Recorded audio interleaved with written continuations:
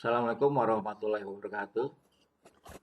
Selamat bertemu kembali dengan kami, tim dari Dani Yusuf, Gina Apriani, Melinda, Indana Nasution. Kali ini kami akan membahas mengenai mobile learning. Jadi pada presentasi ini kami akan membahas mengenai pembelajaran berbasis perangkat bergerak melalui diskusi mengenai pengembangan aplikasi berbasis mobile dan aplikasi berbasis website, penjelasan mengenai pengembangan mobile web. Kemudian kita lihat sini definisi dari mobile learning. Jadi mobile learning ini adalah pembelajaran yang berbasis pada mobilitas, umumnya melalui teknologi perangkat bergerak seperti smartphone, tablet, laptop kecil, dan jam pintar.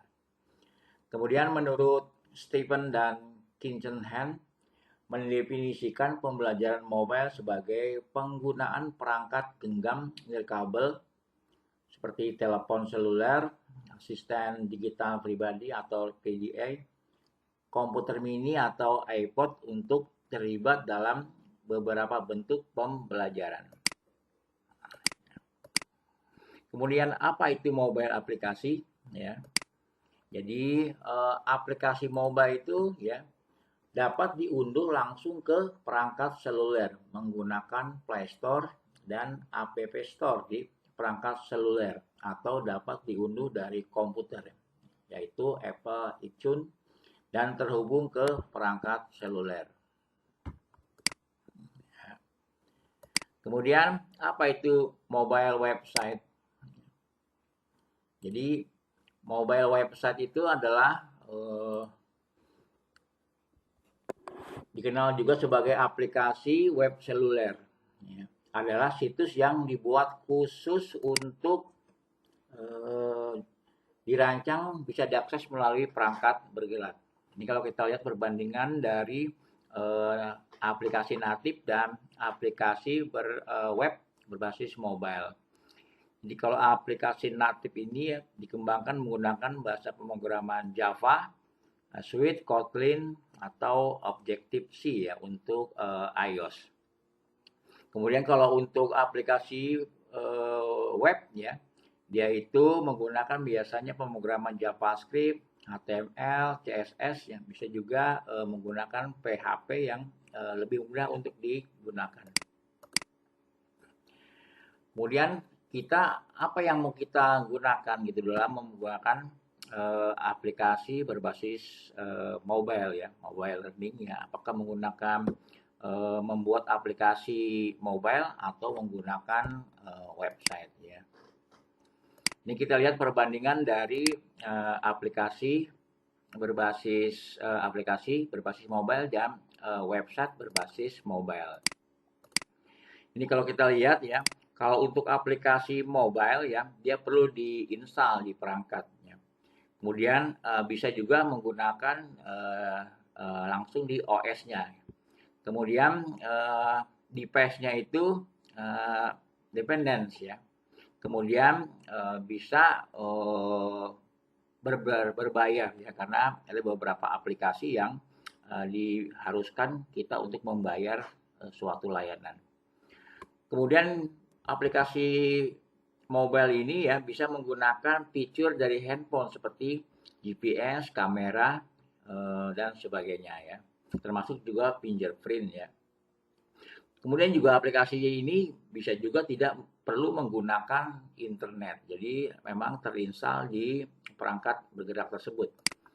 Kemudian kalau untuk aplikasi berbasis website ya atau mobile website ini hanya bisa digunakan apabila perangkat tersebut terhubung dengan internet ya.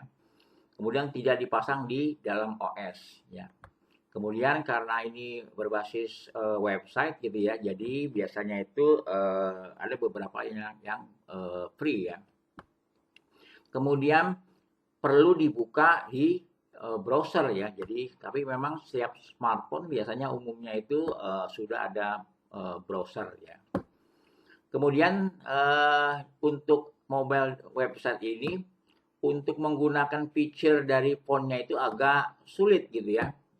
Seperti menggunakan kamera, GPS ya, kemudian apalagi untuk fingerprint di situ agak susah gitu ya. Kemudian sini ada batasan dari mobile web ya. Di sini ada ukuran layarnya kecil ya, padahal ditujukan untuk yang layar besar. Kemudian agak susah untuk menggunakan multiple windows ya. Kemudian untuk navigasinya juga terbatas, berbeda dengan aplikasi berbasis mobile ya. Dia navigasinya bisa banyak. Kemudian di sini ada sangat tergantung dari browser itu, fitur dari browsernya gitu kan. Apakah dia itu mendukung JavaScript atau tidak. Jadi memang terkadang aplikasinya itu fitur-fiturnya itu tidak muncul karena terbatasnya dari penggunaan JavaScript. Kemudian juga tipe halamannya itu yang bisa dilihat ya bisa diakses itu terbatas gitu ya. Kemudian juga tentu kecepatan juga berbeda dengan aplikasi mobile. Jadi kecepatannya itu juga tergantung yang dengan kecepatan dari internet. Ya. Kemudian juga kadang ya halaman-halamannya itu tidak sempurna ya, apalagi untuk yang halaman yang dikompres. Ya. Kemudian tentu ada biayanya ya, terutama biaya penggunaan dari internet ya, karena kita harus membeli pulsa gitu ya, atau terhubung dengan wifi ya. Ini contoh sebelah kanan ya, meskipun di mobile itu agak sulit untuk menggunakan fitur-fitur gitu ya, namun di saat ini ya teknologi web itu sudah berkembang dengan cepat seperti ini. Bisa juga menggunakan lokasi ya. Jadi menggunakan koordinat kita bisa di sini contoh aplikasi absensi menggunakan koordinat. Nah, ini aplikasi berbasis website ya, bukan aplikasi murni mobile. Kemudian di sini ada 10 bahasa pemrograman ya yang bisa digunakan untuk mengembangkan aplikasi berbasis mobile ya. Di sini ada Java, ada Swift ya, ada C#, kemudian HTML5, kemudian SQL ya, ada Python, ada JavaScript, ada C++ ya.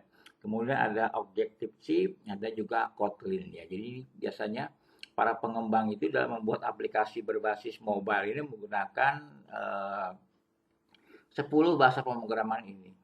Ya. Kemudian saat ini ya aplikasi mobile itu digunakan dalam bidang edukasi ya, diantaranya adalah untuk mengirimkan konten atau email, kemudian berpartisipasi dalam forum diskusi. Kemudian bisa juga untuk submit atau melihat dari tugas-tugas para pelajar atau siswa ya. Kemudian mengirim atau menerima masukan. Kemudian mendaftar dalam suatu pelatihan ya. Kemudian bisa digunakan untuk komunikasi ya. Kemudian di sini yang tidak kalah penting yang sekarang banyak digunakan adalah content management system atau learning management system. Ini adalah beberapa contoh gitu ya untuk aplikasi berbasis mobile yang bisa diinstal melalui Google Play Store ya. Di sini ada Google Classroom, yang di sini ada Coursera dan sebagainya. Masih banyak aplikasi yang bisa di-download di sini untuk tujuan dari pembelajaran. Demikian presentasi dari kami ya. Selamat bertemu kembali, semoga bermanfaat.